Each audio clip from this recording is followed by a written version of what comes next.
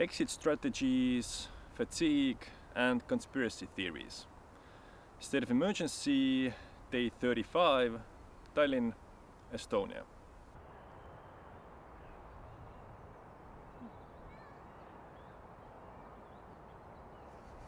Well, it's the 16th of April, I believe. It's not snowing anymore, which is good because it was snowing in the morning. Not that bad in the sun, though it's still I'd say 5 or 6 degrees. Could be worse, I guess. I'm here under the pine trees of Nõmme Woods. It's quite close to my home, just a short bike trip away. And like I mentioned, I'll be cycling more around Tallinn to find some spots that it would be, nice to just sit down and breathe some fresh air and take it easy. Because we need some stress relief these days. Because it's been more than a month now. As weird as it seems, time has sort of taken a different form. It's just reshaping and forming, and it's weird. Okay, what other marks have we crossed besides the 1 month mark? Well, there's the 2 million confirmed cases mark that was just passed now. There's also the 100 deaths mark, which was a few days ago. But even though the outbreak globally is stabilizing, then it will still take a lot of time for us to come down from this dismal trip. Because we've passed the peak as far as new cases go. That was already a while ago, but we just had the biggest number of confirmed deaths per one day.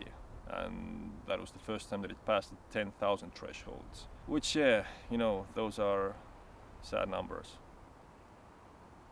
There might be a number of reasons behind this sudden spike, whether it's from the backlog from different countries or whether some countries applied some new methods, how to count the numbers. We know that, for example, in the UK it's still somewhat controversial that they only count the hospital deaths, but what's the situation in the care facilities, and so on. All in all, we shouldn't take this as a sign of the doomsday upon us, but we also shouldn't be celebrating just yet. There's still some difficult times ahead, so let's keep our minds down to earth. The virus doesn't care what we think about it. It doesn't care what our timelines or imaginations are. And well, you might remember that Donald Trump was sharing his vision how Easter would be a great timeline to have all the churches open and beautiful masses of people. Well, we're past Easter now, and the sad reality is that the United States just had its worst day as far as new deaths go. Still, there's hope in the States as well, because it's not exponentially growing anymore as far as confirmed cases go, and they've also made it to this stabilization part of the pandemic. So we'll just have to find some ways how to keep our heads above water, I guess, because, this thing has lasted for quite some time. People are understandably somewhat frustrated and tired that how long is this thing gonna last? But, things are improving. And that's also the reason why some countries and more countries are looking into ways to ease in the restrictions that we're living with these days. And that's pretty much the case here in Estonia as well, since things have been pretty stable here. We haven't had any sudden spikes in the last days, and we even had quite a few days that we weren't reporting any new deaths at all.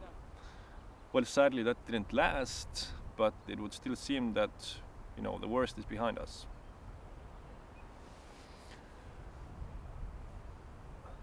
And this would also imply that the restrictions that were put in place have actually worked. Because if you look at the statistics from the region, the Nordic countries, then you can see that Sweden, for example, is still in the first place as far as deaths per million people go, and Estonia is doing, a lot better.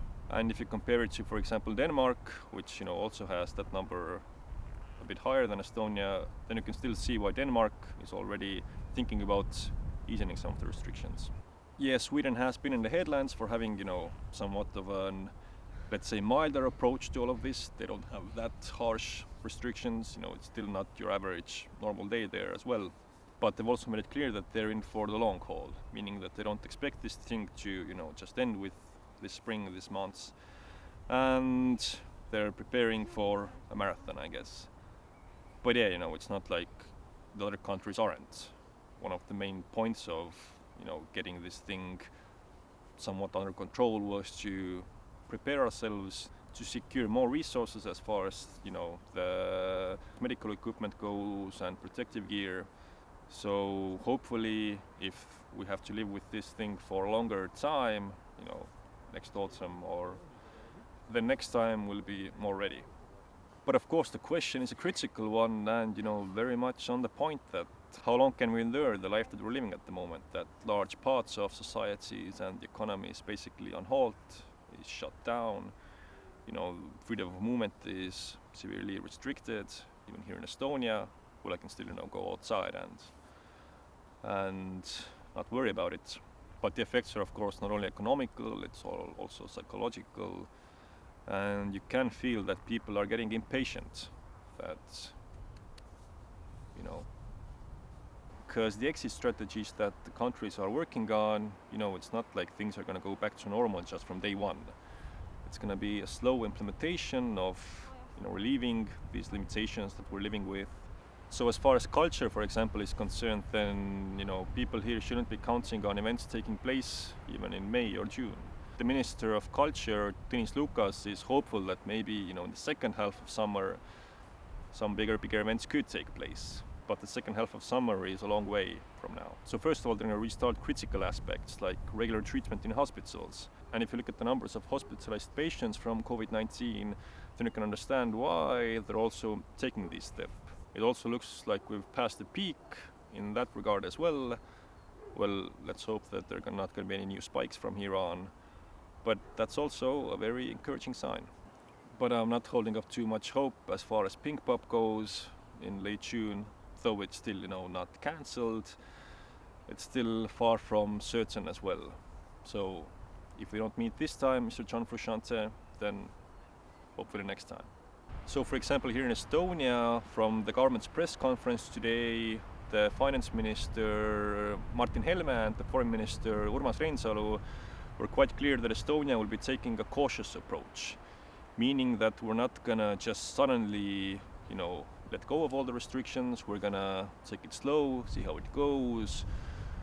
Though the Prime Minister Jüri Ratas hasn't, officially announced anything yet about extending the state of emergency, then Helme and Reinsalu basically made it clear that people should expect this thing to go on in May and even in June.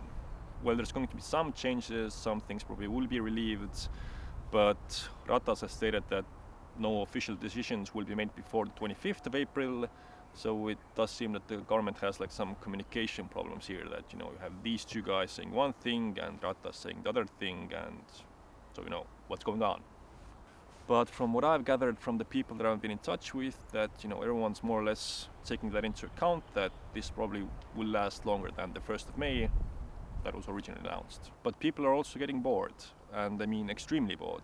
And extremely bored people are way easier to grab on board the more extreme trains that Destination Conspiracy has to offer these days.